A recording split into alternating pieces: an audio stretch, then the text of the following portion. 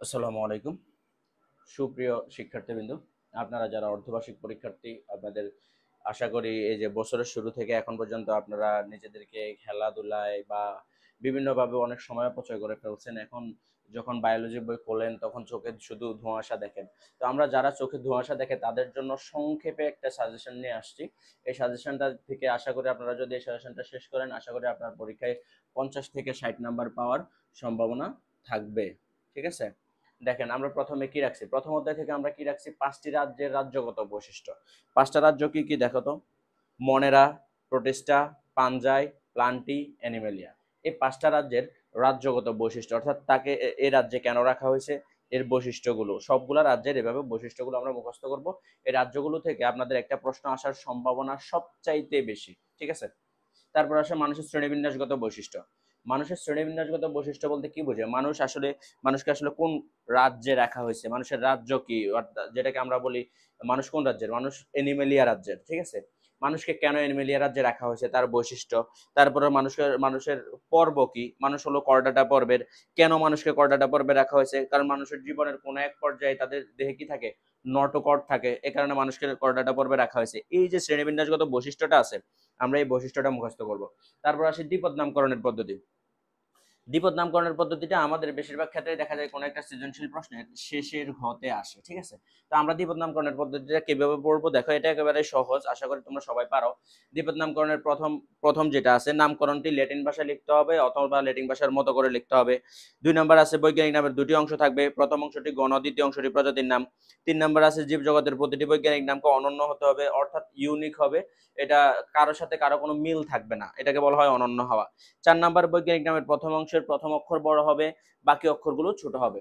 এই যে এইভাবে 8টা ধাপ আছে, 8টা পদ্ধতি আছে, এই 8টা পদ্ধতি আমরা মুখস্থ করব। আমরা যদি এই 3টা অংশ ভালোভাবে শেষ করতে পারি, আমরা এই অধ্যায় থেকে একটা প্রশ্ন 100% আসবে, 100% একটা প্রশ্ন আসবে, তাহলে আমরা একটা প্রশ্ন আনসার করতে পারবো এখান থেকে। ঠিক আছে, এই গেল আমাদের প্রথম অধ্যায়। এবার আমরা আসি দ্বিতীয় অধ্যায়। দ্বিতীয় অধ্যায় থেকে আমরা কি পড়বো দেখি। প্রথমে আমরা কোষ প্রাচীরের গঠন ও কোষ প্রাচীরের বৈশিষ্ট্যগুলো পড়বো। ঠিক আছে, কোষ প্রাচীর, গঠন এবং বৈশিষ্ট্য। 2 নম্বরে আমরা পড়বো মাইটোকন্ড্রিয়ার চিত্র সহ গঠন এবং মাইটোকন্ড্রিয়ার কাজ। মাইটোকন্ড্রিয়ার কাজ, এই কাজ থেকে যে বলা হয় মাইটোকন্ড্রিয়াকে পাওয়ার হাউস অফ সেল বলা হয় কেন, শক্তি উৎপাদন কেন্দ্র বলা হয় কেন, মাইটোকন্ড্রিয়া থেকে বিভিন্নভাবে প্রশ্ন আসতে পারে। ঠিক আছে, তো আমরা যখন মাইটোকন্ড্রিয়ার বৈশিষ্ট্যগুলো এবং কাজটা শিখে ফেলবো, তখন আমরা যেভাবে প্রশ্ন করুক আমরা উত্তর করতে পারবো। তারপর আসি ক্লোরোপ্লাস্ট। ক্লোরোপ্লাস্টের চিত্র সহ গঠন ও কাজ। ক্লোরোপ্লাস্টের কাজ কি, ক্লোরোপ্লাস্ট না হলে যে যে উদ্ভিদের দেহে খাদ্য উৎপাদন হইতো না, এই যে ক্লোরোপ্লাস্টের কাজগুলো। ঠিক আছে, তাহলে ক্লোরোপ্লাস্টের চিত্র সহ গঠন এবং কাজটা আমরা শিখবো। ঠিক আছে, তারপর আসি সেন্ট্রোজোমের চিত্র সহ গঠন এবং কাজ। সেন্ট্রোজোমের চিত্র সহ গঠন এবং কাজটা আমরা শিখে ফেলবো। 5 নম্বরে আমরা যেটা শিখবো সেটা হলো নিউক্লিয়াসের গঠন ও কাজ। নিউক্লিয়াসের গঠন ও কাজ এবং মাইটোকন্ড্রিয়া, এই দুইটা খুব বেশি ইম্পর্টেন্ট, বুঝছেন,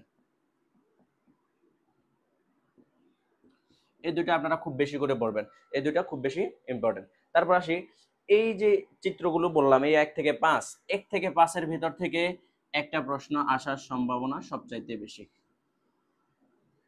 ঠিক আছে, 1 থেকে 5 একটা প্রশ্ন আসার সম্ভাবনা সব থেকে বেশি। তারপরে দেখেন 6 থেকে 8, সরল টিস্যু। এটা হলো দ্বিতীয় অধ্যায়ের দুটো অংশে ভাগ করা, একটা হলো উদ্ভিদের টিস্যু অঞ্চল আর একটা হলো প্রাণী জগৎ। তো আমরা টিস্যু অঞ্চলটাকে আলাদাভাবে ভাগ করছি। সরল টিস্যুগুলোর গঠন ও কাজ। সরল টিস্যু, সরল টিস্যুগুলো কি কি এবং এর গঠন, কাজ আমরা এটা শিখবো। ঠিক আছে, তারপরে আমরা যেটা শিখবো সেটা হলো জটিল টিস্যু। জটিল টিস্যুগুলো কি কি, জটিল টিস্যুর গঠন ও কাজ।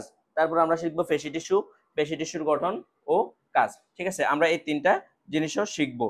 যদি দ্বিতীয় অধ্যায় থেকে 2টা প্রশ্ন করে, সেক্ষেত্রে এই 5টা থেকে একটা প্রশ্ন আসবে এবং এখান থেকে একটা প্রশ্ন আসার সম্ভাবনা আছে। ঠিক আছে,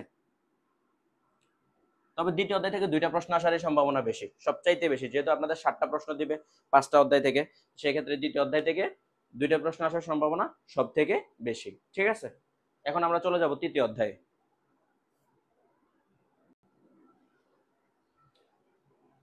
দেখো তৃতীয় অধ্যায় থেকে আমরা কি কি পড়বো। তৃতীয় অধ্যায় থেকে আমরা মাইটোসিসের 5টা পর্যায় পড়বো।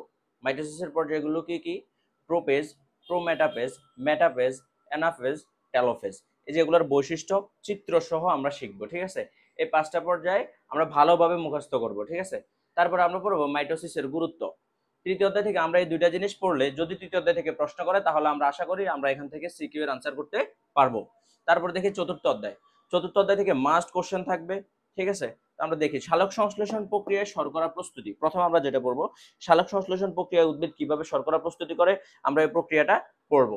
তারপরে 2 নম্বরে আমরা যেটা পড়বো, সালোক সংশ্লেষণে ক্লোরোফিল এবং আলোর ভূমিকা।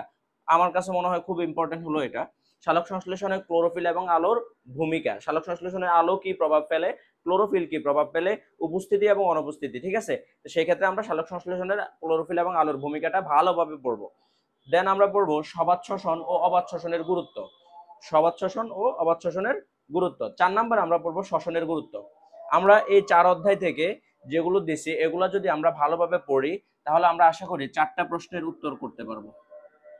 4টা প্রশ্ন আমরা উত্তর লিখতে পারবো, ঠিক আছে। আর আপনাদের মনে হয় সৃজনশীল 4টাই আনসার করতে হবে, যেহেতু আপনাদের বাড়তি 5টা ইয়া থাকবে, শর্ট কোশ্চেন থাকবে। আমরা পরবর্তী ভিডিওতে আপনাদের শর্ট কোশ্চেনের জন্য কি কি পড়া দরকার প্রশ্নগুলো উঠে দেওয়ার চেষ্টা করব।